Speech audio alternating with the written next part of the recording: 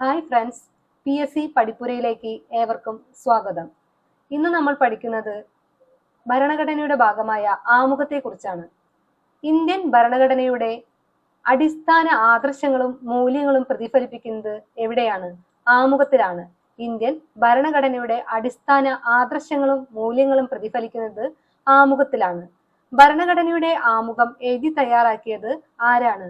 ജവഹർലാൽ നെഹ്റു. ഭരണഘടനയുടെ ആമുഖം എഴുതി തയ്യാറാക്കിയത് ജവഹർലാൽ നെഹ്റു.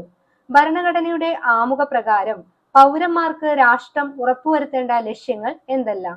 നീതി, സ്വാതന്ത്ര്യം, സമത്വം, സാഹോദര്യം. ഭരണഘടനയുടെ ആമുഖ പ്രകാരം പൗരന്മാർക്ക് രാഷ്ട്രം ഉറപ്പുവരുത്തേണ്ട ലക്ഷ്യങ്ങൾ എന്തെല്ലാമാണ്? നീതി, സ്വാതന്ത്ര്യം, സമത്വം, സാഹോദര്യം. ഭരണഘടനയുടെ ഏതു ഭാഗത്തിലാണ് നീതി, സ്വാതന്ത്ര്യം, സമത്വം, സാഹോദര്യം എന്നിവ ഉൾപ്പെടുത്തിയിരിക്കുന്നത്? ആമുഖത്തിലാണ്. ഭരണഘടനയുടെ ഏതു ഭാഗത്തിലാണ് നീതി, സ്വാതന്ത്ര്യം, സമത്വം, സാഹോദര്യം എന്നിവയെ ഉൾപ്പെടുത്തിയിരിക്കുന്നത്? ആമുഖത്തിലാണ്. ആമുഖത്തിലെ സാഹോദര്യം എന്ന വാക്ക് നിർദ്ദേശിച്ചത് ആരാണ്? ഡോക്ടർ BR അംബേദ്കർ ആണ്.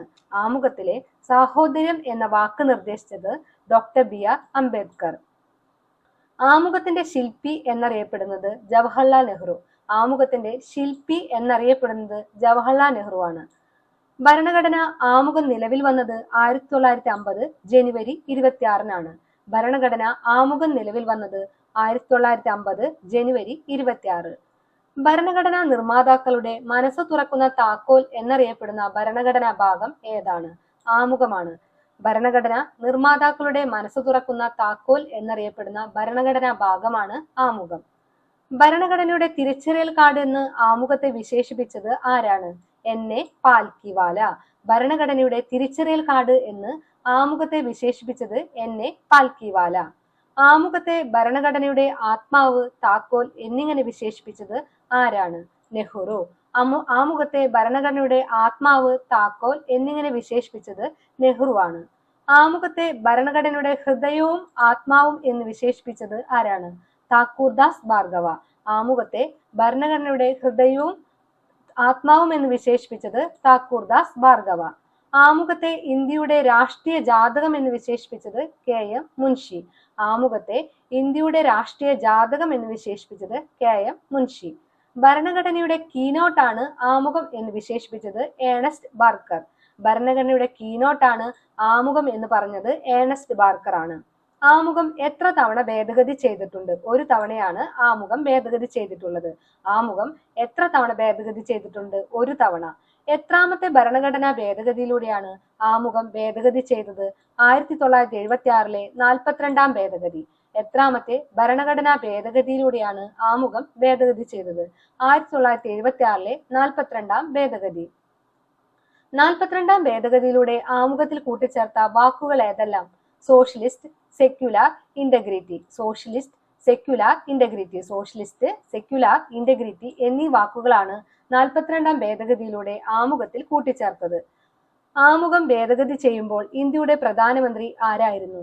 ഇന്ദിരാഗാന്ധി ആയിരുന്നു. ആമുഖം ഭേദഗതി ചെയ്യുമ്പോൾ ഇന്ത്യയുടെ പ്രധാനമന്ത്രി ഇന്ദിരാഗാന്ധി. ആമുഖം ഭേദഗതി ചെയ്യുമ്പോൾ പ്രസിഡന്റ് ആരായിരുന്നു? ഫക്രുദ്ദീൻ അലി അഹമ്മദ്. ആമുഖം ഭേദഗതി ചെയ്യുമ്പോൾ പ്രസിഡന്റ് ആരായിരുന്നു? ഫക്രുദ്ദീൻ അലി അഹമ്മദ്. ഇന്ത്യയുടെ ആമുഖത്തിൽ പരാമർശിച്ചിരിക്കുന്ന തീയതിയാണ് 1949 നവംബർ 26. ഇന്ത്യയുടെ ആമുഖത്തിൽ പരാമർശിച്ചിരിക്കുന്ന തീയതിയാണ് 1949 നവംബർ 26.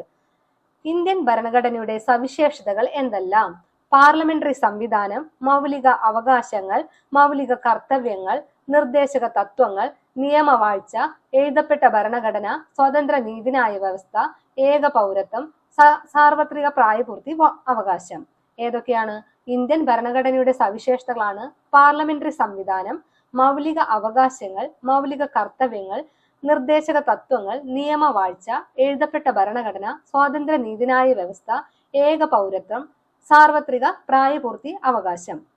എഴുതപ്പെട്ട ഭരണഘടനയുള്ള രാജ്യങ്ങൾക്ക് ഉദാഹരണം ഏതൊക്കെയാണ്?